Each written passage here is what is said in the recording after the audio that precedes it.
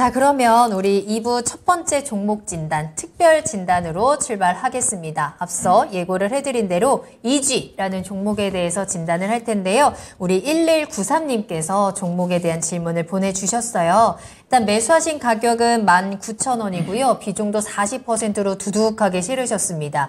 이지라는 종목이 오늘 상한가를 터치를 합니다. 상한가 올라가면서 25,900원의 거래를 마쳤고요. 사실 오늘뿐만 아니라 최근에 이 종목이 굉장히 들썩들썩하는 모습이 나왔습니다. 변동성도 꽤 컸고 정말 급격한 상승세 보여주고 있는 상황인데 시청자님께서도 아마 최근에 매수를 하셨을 것 같고요. 비중도 40%면 정말 많이 과감하게 지금 실으셨거든요.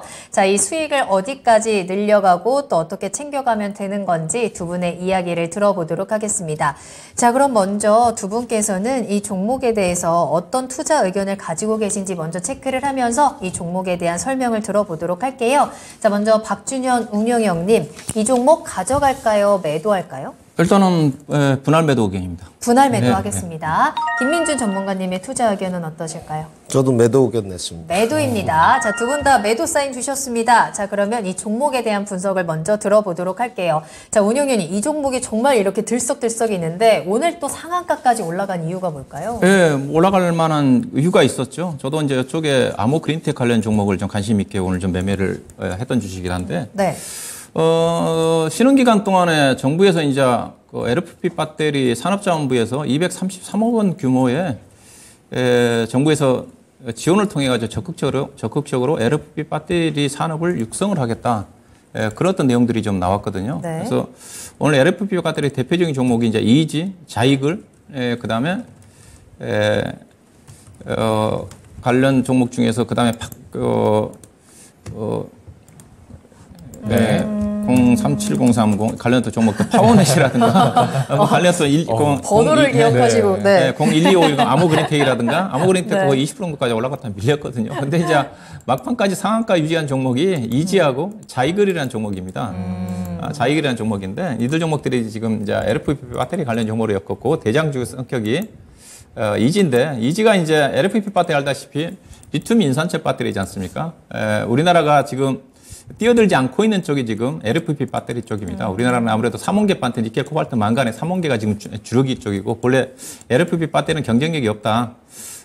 성능 자체도 좀 떨어지고 하이니켈 자체가 대세이기 때문에 하이니켈 쪽에 집중을 해왔던 건데 최근 들어서 보게 되면 작년도에 2차 전지 시장의 점유율을 보게 되게 되면 중국의 CATL의 시장 점유율이 압도적으로 높습니다. 그 이유 자체가 LFP 배터리이기 때문이거든요. 현재 지금 글로벌 시장의 전기차 판매 1위가 중국의 BYD입니다. BYD LFP 배터리가 100%거든요.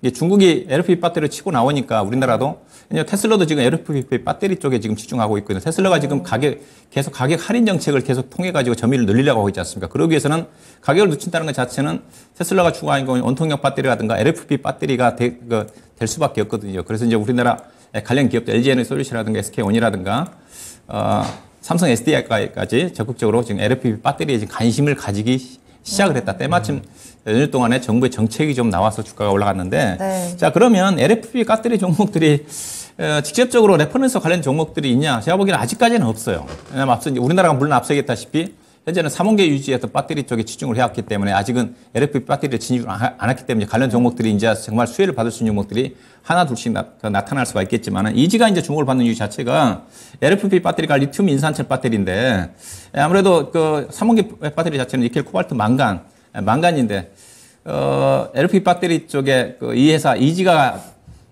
생산하고 있는 회사 자체가 고순도 산화철이거든요. 이게 고순도 산화철 쪽에 LFP 배터리가 핵심 소재로 들어간다는 전망인 것 같습니다. 근데 LFP 배터리 그 장점 자체가 산화철 자체는 무수하게 많거든요. 현재 리튬이라든가 코발트, 망간 자체는 비싸기도 하고 채굴하기도 쉽지 않고 그러다 보니까 값이 싼 리튬 인산철 배터리와 관련된 소재를 생산하고 있는 이지 쪽에 지금 가장 대장주로 움직임이 전개되고 있는데 문제는 앞서 얘기했다시피 중국의 리튬 인산철 배터리를 가지고 지금 점유율을 되게 확장시키고 있는 국면 쪽에서 이 회사가 작년도라든가 만약 산화철과 관련된 이 회사 실적 자체가 정말로 혜택을 받는다 한다면 작년도 저는 실적이 떨어졌을 것 같아요.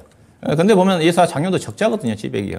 그래서 저는 실적으로 리튬 인산철 배터리 시세 쪽에 이지의 고순도 산화철 자체가 LFP 배터리의 핵심 소재로 정말로 필요한 소재가 좀 되는지 저는 개인적으로 약간 의심이 좀 있습니다. 그래서 아직까지는 그걸 좀 확인을 해야 될 필요가 있기 때문에 아직은 테마성으로 좀 접근하는 전략이 좀 필요하지 않겠는가. 그래서 오늘 고점을 돌파해서 추가 상승이 좀 가능할 것 같은데 오늘 외국인 숙전주 들어오고 그래가지고 이런 종목은 하이리스크 하이리턴이거든요. 올라갈 때마다 이제 급등이 나오니까 한꺼번에 차익을 매도하기는 쉽지 않아 보이기 때문에 올라갈 때마다 비중도 40% 정도 되고 수익도 많이 나셨기 때문에 차익 실현하는 전략이 좀 필요하지 않겠는가. 전략은 이따 좀 말씀드리겠습니다. 네, 가격적인 부분까지 같이 체크할게요. 네, 가격적인 전략은 일단은 28,500원부터 내일 아마 28,500원대에서 한번 저항을 좀 받지 않겠는 생각이 되고요. 그다음에 반 정도 파시고 만약에 32,000원까지 올라간다 한다면 전략 매도하는 전략이고 그리고 만약에 26,000원 아래로 이탈한 시점에서도 익절하는 전략이 좀 필요하지 않겠는가. 그렇게 좀 말씀을 드립니다. 알겠습니다. 이 LFP 배터리 투자에 대한 호재로 주가가 상승을 합니다. 하지만 진짜 수혜인지는 확인이 필요할 것 같고요. 테마 성격으로 상승을 하고 있기 때문에 리스크 관리도 반드시 필요하겠습니다. 올라갈 때마다 수익을 조금씩 챙기는 전략으로 전해드렸네요. 자, 그럼 이어서 김민준 전문가님의 투자 전략도 들어볼까요? 네, 저도 마찬가지로 좀 분할 매도 의견을 드렸는데 오늘 그런 내용인 것 같아요. 아까 LFP 이야기도 있었고 여기에 관해서는 이제 중국의 기술력이 1위가 맞습니다. 이번에 IRA 우리 감축법 이야기 나왔을 때 2차 전지 이야기가 있었지 않습니까? 근데 그 내용 핵심 내부들을 보게 되면 결국은 중국에서 들어온 것들도 허용해 주겠다 이런 내용이거든요.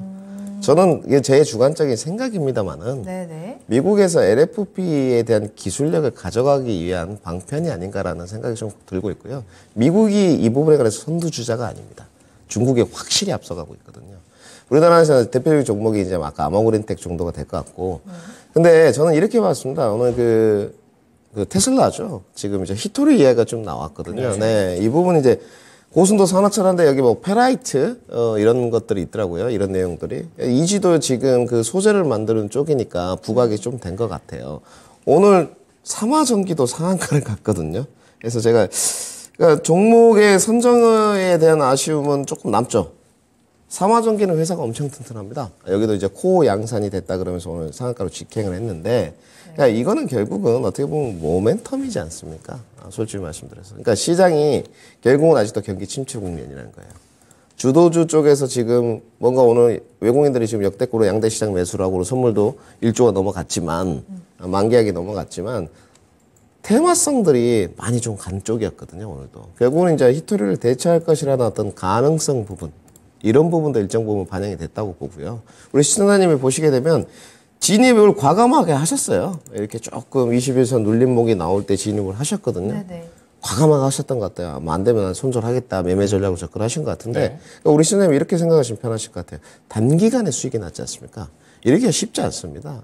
저는 운도 좀 따라줘야 된다고 보는 쪽이거든요. 그러니까 결국은 과연 이 뉴스플로어가 없었다면 수익이 났을까?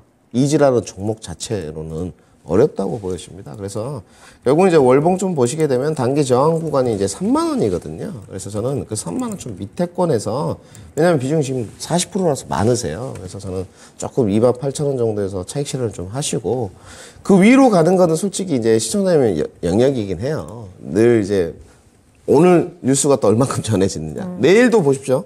만약에 히토리 대체 페라이트 이 소식이 계속 나가면 이런 주가도 계속 갑니다. 오늘도 거래량이 많이 터졌기 때문에.